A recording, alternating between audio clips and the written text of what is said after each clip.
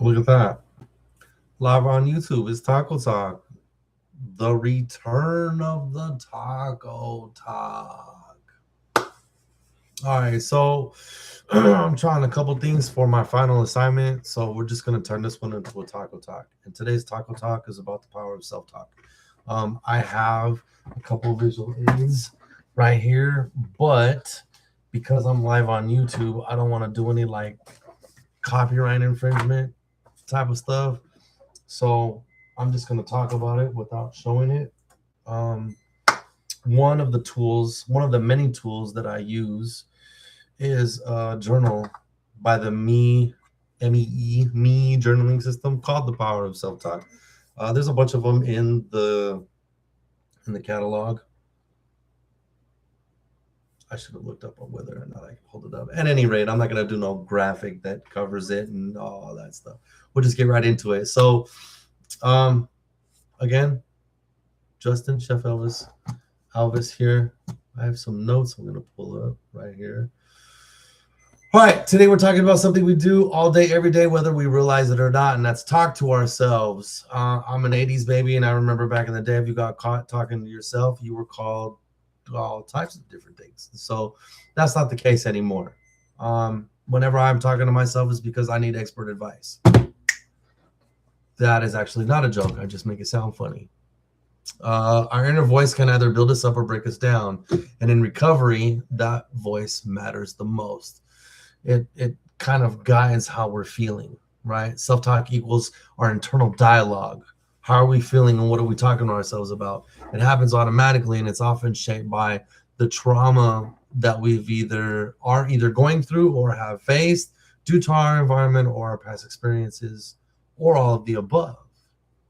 So super duper important. And I know I can't see you, you can't see me because this is a live video, but it's gonna get a little interactive here. Raise your hand if you have ever done that. Let me see. Raise your hand if you have ever. We're gonna pretend this is a shelf, right? Raise your hand if you've ever knocked something over and said, "Oh shit, what an asshole," or "What a dummy." Right? Most of us have done it in our lifetimes. So that's my example of what not to do. So if we do that and we're constantly telling ourselves, "What a dumbass," "Oh shit, I'm an idiot," subconsciously, we're not really understanding what sarcasm is. We may think that we do, but we don't. I am going to read this quote to you by Bruce Lee, and it goes, where'd it go? Oh no. That's okay, we're live. We take all the time in the world. Here we go. Don't speak negatively about yourself, even as a joke. Your words are powerful, and they cast spells. That's why it's called spelling. Change the way you speak about yourself, and you can change your life. And that's exactly what we're talking about today, is how words that we choose kind of mold and dictate and shape the supportive environment that we need to thrive. And so if we're constantly being negative about ourselves, or we're interfacing negatively with others, we're creating a negative and hostile environment for ourselves. We could have all the excuses in the world of why something else is completely negative. We must remain positive about it. Once we become negative, we are feeding into and then becoming a part of the negative aspect of the very thing, right? Those are the kind of key concepts that we want to stay away from. It's very hard to, because we live in a very negative society. Everything is bullshit, right? We go on social media, mainstream media, mainstream, news and all that stuff. Instead of talking about all the things, they just want to pound us with politics. Okay. Perpetuate division amongst people. That's negative. What about the positive things? Hey, they're opening up a new exhibit at the Arboretum, or the rhododendron garden is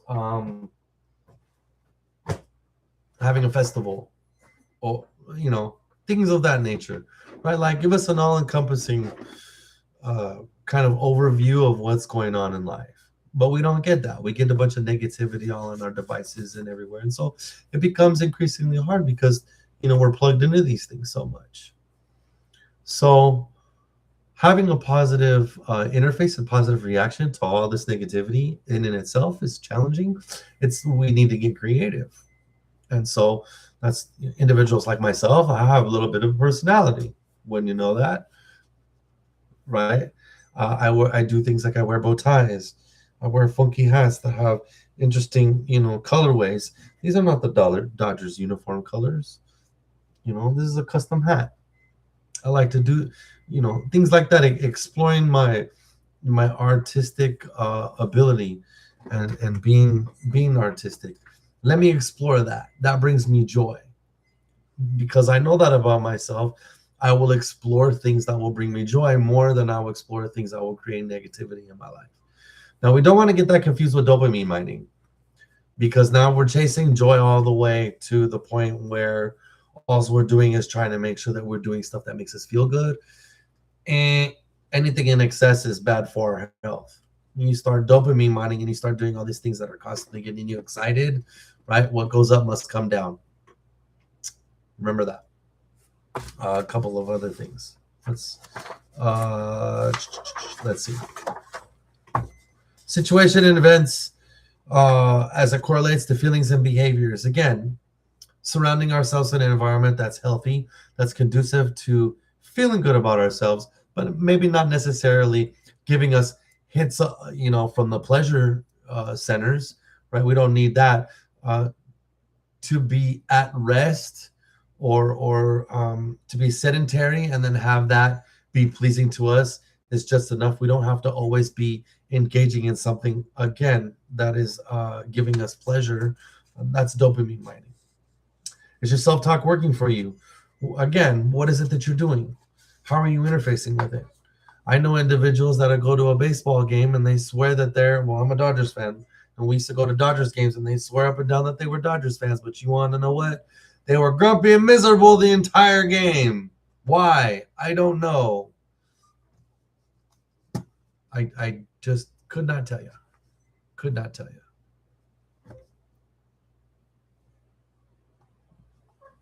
All right. Practicing self-talk instructions. There's a bunch of them.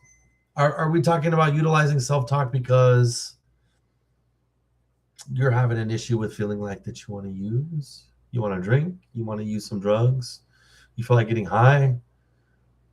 What is it that you need to tell yourself? That's where you need to be brave and understand that it's not corny to tell yourself, okay, hold on a minute. I'm not fucking doing this. I'm not doing this. I'm not doing this today. No. The more and more that we allow ourselves to be vulnerable and hold ourselves accountable, the stronger we get and the better we get at doing it. The less our cravings come around. Why? Because our subconscious, where that battle is being fought, is already preloaded with, okay, well, hold on, I'm not going to go get loaded. I'm going to do this instead. You know what? I'd rather. And that's what eventually what it turns into. I would rather. And I would rather sit around and do homework than sit around and get high. I would rather go do some yard work. I would rather many things that we could do rather than substances. Expecting rewards. Don't expect a reward. Raise your hand again. I can't see anybody. Raise your hand if you ever heard the phrase, nobody's coming. Yeah, no one's coming. Let me read it. Right. Don't expect a reward. Right? Nobody's coming. Do it because you're just supposed to do it. Because it feels good and it's the right thing to do. Not even in that order. But do it because it's the right thing to do.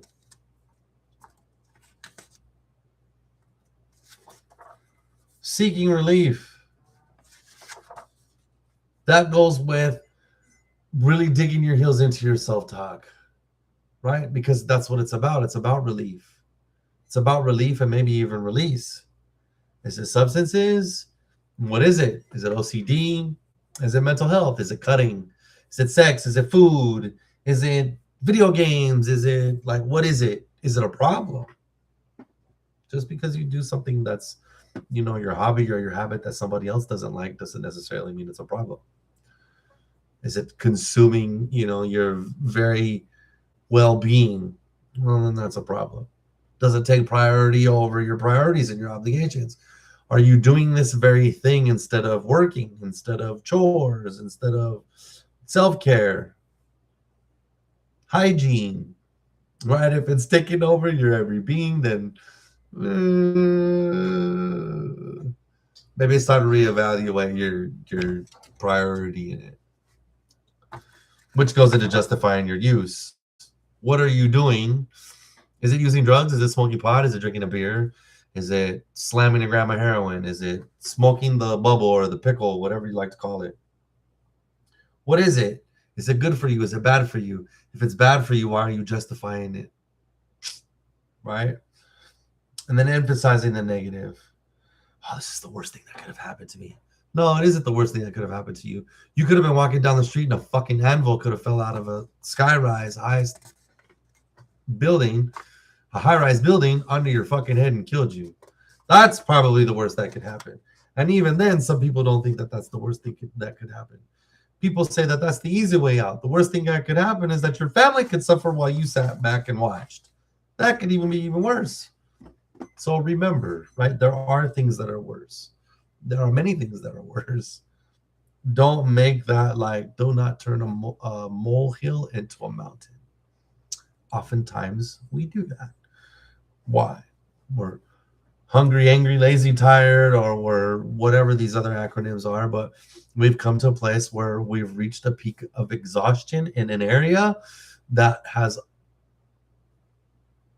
kept us from allowing access to critical thinking skills. Blaming.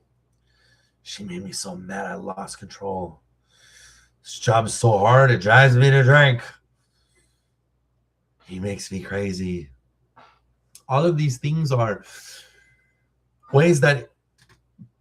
interesting ways that people illustrate how their interface with people or how their interface with things make them feel. We automatically assign that person or thing to the very thing that makes us in turn feel, and that's impossible. We're responsible for our choices. Remember that. It even says it right here. I want to flash the screen and show it, but I'm not going to. Use all or nothing self-talk. No one ever even cares about what I have to say in group. I'll never be able to stop drinking and using drugs. That's absolutes. Only Siths speak in absolutes. Don't do that. Practice your self-talk strategies. I'm going to close out with that. Practicing your self-talk strategies means doing it at every turn possible. Being self-aware is the first thing that you need to do in order to apply self-talk. I need to be so aware of myself that I know that when I bump into something, I'm going to say, oh, what an idiot. And I'm going to catch myself, and I'm not even going to let myself say it. I'm going to stop for a minute if I have to, and I'm going to go, ow, that hurt. Or I need to be more, oh, man, I need to be more careful. Rewriting our script and making sure that the script that we lay down is in a positive manner, but also, don't lie to yourself, right? Don't be foolish. Don't be negative to the effect of you're so positive that you're just lying and you're full of shit. No, be truthful, be honest. Keep it positive. Do I need to address things that are negative by trying to put a positive twist on them? Well, no. Life is hard right now. But instead of saying life is hard right now, I'm faced with a few challenges, but I won't get through them. It's all about reframing it. I have a fracture on my foot. I catered a wedding over the weekend, and my grill fell on my foot. And I haven't told anybody. I know for a fact I have a fracture. I can see it. I can feel it. I can't bend my foot the way that it needs to bend when I walk normally. I'm very, very, very accustomed to fracturing and breaking hands, fingers, phalanges, meaning fingers and toes, and my feet. It's a very specific feeling that happens when you get a fracture or a break. And I know that I fractured it, but am I going to say anything? No. Why? because it isn't that important to me to have a doctor tell me that I just need to stay off my foot and put my foot up. I know that I need to do that anyways. What am I going to bother anybody else about it for? It does. It's not conducive to getting shit done. I got shit that I need to do. So, ow, and it just cracked. And the secondary point that I was going to make about it, I lost. And it's okay because I saw that I was over the 15-minute mark and it left the building just like Elvis. All right. Thank you for your time. Oh, yeah, this was a taco talk. Well, I tacoed and I talked. There's my taco. What's for dinner tonight? Let me see. What did I have? I had one of those bulldog ramens. Did I turn it into a taco? I took bread and I folded it in half and I threw it in there. Some would call it a sandwich, but I'm calling it a taco. Why? Because I moved the bread diagonal. There you go. Thank you for tuning in. I don't know. It wasn't much. It's for a homework assignment, but it's also to, warm up the chops. And then I get to do all the audio testing and all the fun stuff afterwards. And yeah, we'll see what the metrics look like.